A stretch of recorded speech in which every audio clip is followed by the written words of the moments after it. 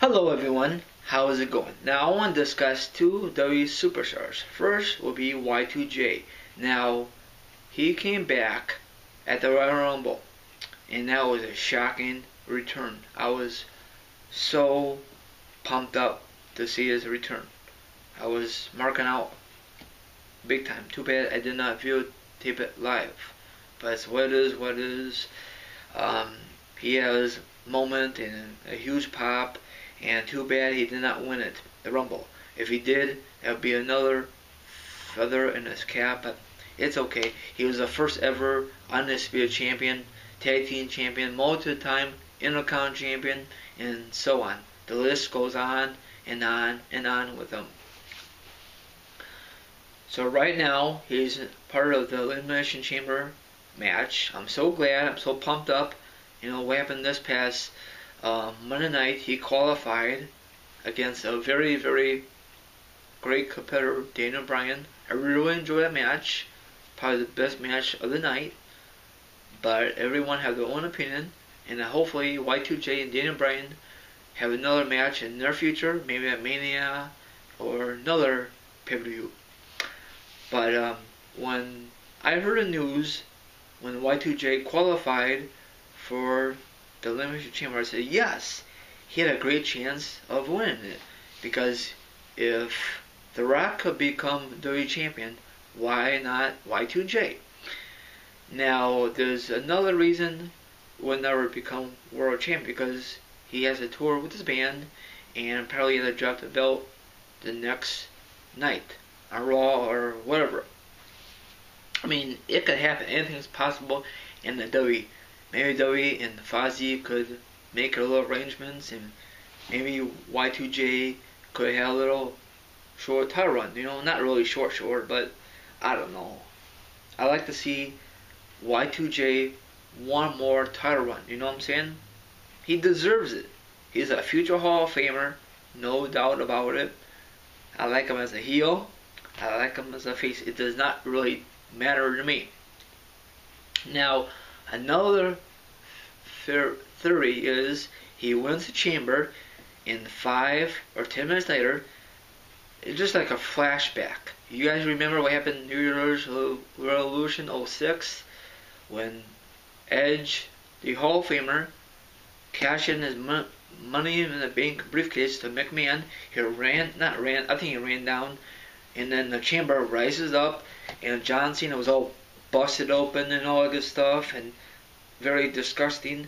And Edge just spared him, like, I think 3 times, and he got the 1, 2, 3, and become the new WWE champion for the first time in his career. So it might happen like this, and instead of as a spear, it might be like a different finishing move. You know what I'm saying? But it's gonna be fantastic. I really want to see this match. You know, Dolph versus Y2J. You know, but if Y2J wins the chamber, and if Dolph cashes in that same night, maybe these two guys will have a match at WrestleMania 29 and then continue their feud, what happened this past summer at SummerSlam, and have an awesome match the next night on Raw. You know what I'm saying? I know it was a very short feud. The only reason they have a short feud because Y2J had a tour with his band Fozzy. So we'll find out what happens this Sunday at the pay-per-view, the Elimination Chamber pay-per-view. Okay, another guy I want to discuss is Mark Henry. Now we all know that Mark Henry came back from a very, very difficult injury. He was out of action for, I think, 9 months.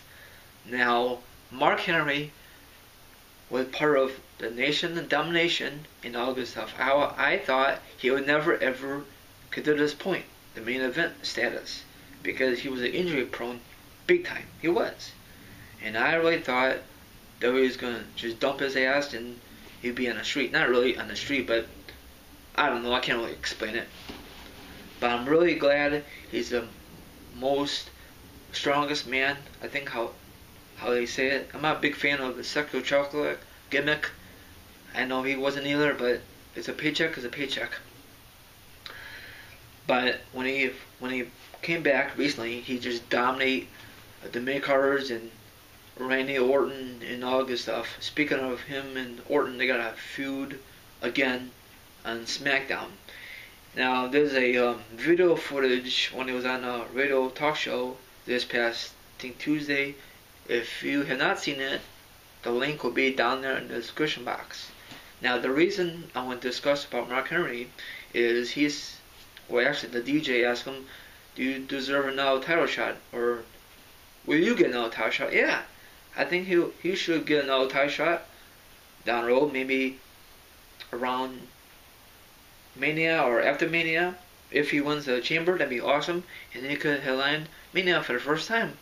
But it all depends how WWE will book these things. I don't know, between Mark Henry or Y2J win the Chamber.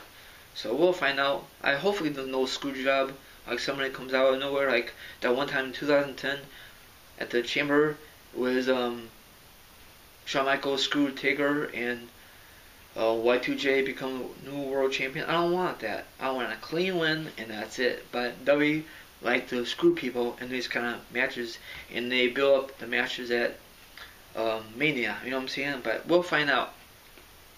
I am so pumped up for Chamber. It looks like a good card on paper, but when you watch a pay-per-view, it might suck. But we'll find out.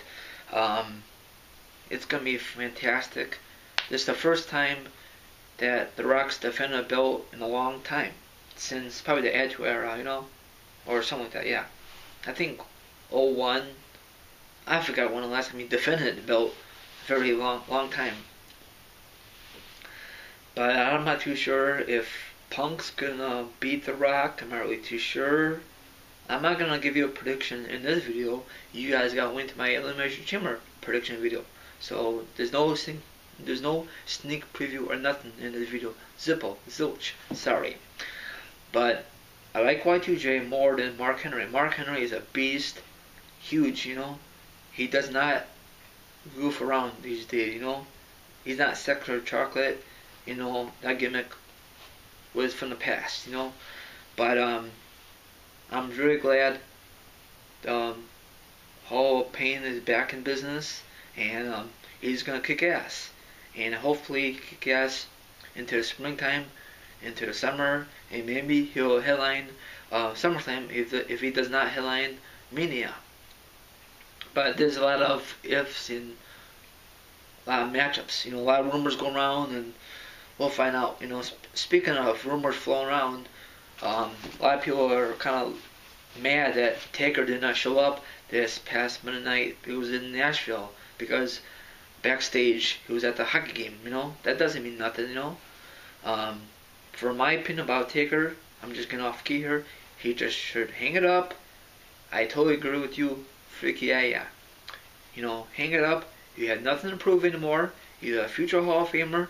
Spend time with your family, your wife, and I think you're expecting a baby. I'm not really too sure, but I like your performance. If people want to see you, they could watch it on DVD or Blu-ray or YouTube. You know, don't risk your body. You might be crippled, but from a fan to you, Undertaker, stay home. There's no reason to face anyone else, like Punk or nothing else. You faced Punk in the past. I'm sorry, past Botchamania. But if you do come back, it will never be the same again. You know what happened at WrestleMania 28 with Triple H and Shawn Michaels was the referee. This is end of the era. That means end of the era means that's it. Zippo. Same thing for you, Triple H. I know Triple H does not wrestle like he used to do it back in the day, but that's my saying about Undertaker. So we'll find out Monday if he shows up and start their feud with Punk or whoever. If not Punk, it'd be a different competitor for CM Punk. You know what I'm saying, everyone? So have a good one, and I'll see you guys next video. So actually, about what I discussed about Taker, it was a little bonus thing. Okay, have a good one. So we'll find out if Taker does not show up this Monday. We'll find out who's Punk's opponent gonna be at WrestleMania 29. Have a good one, and I'll see you guys next video. Bye bye.